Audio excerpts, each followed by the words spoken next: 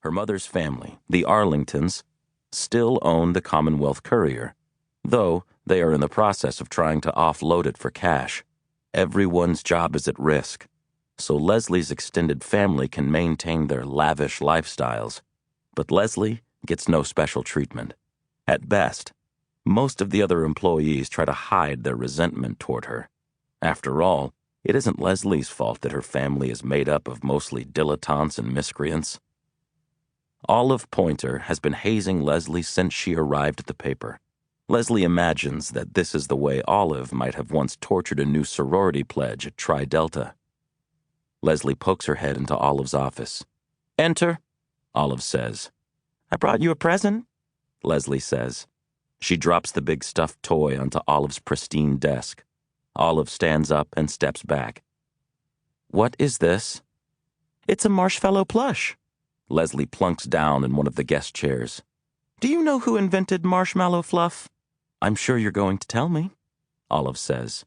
"Archibald Query in 1917. That's one of the fun facts I'm going to put in my article." "Fascinating," Olive says. She's wearing her usual outfit of a pencil skirt, a pair of stilettos, and a silk blouse that reveals too much of her bony chest. "Of course, I might have mentioned that last year. There are only so many fun facts about fluff." Leslie digs into her tote and pulls out a t-shirt. She holds it up. It says, "What the fluff?" "When I saw this, I thought of you." "But I never wear t-shirts," Olive complains. "Never? Not even when you're hanging out at home?" "Hardly ever."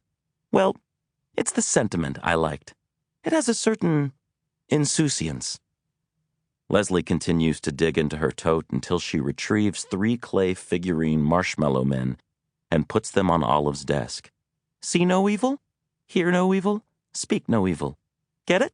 Leslie gives Olive a big smile, as if Leslie thinks these kitschy statuettes are the cutest things anyone ever conceived of.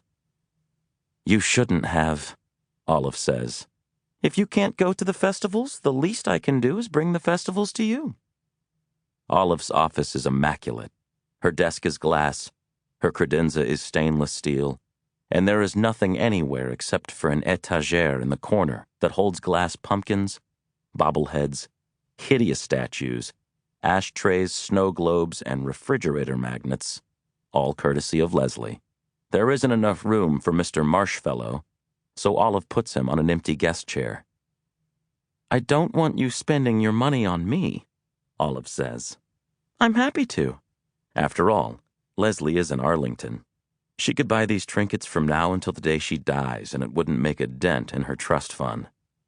"You know, I'm not saying that I didn't have fun last month at the Pumpkin Chuckin' Festival, and I think I made a really nice piece out of the annual North American Wife Carrying Championship.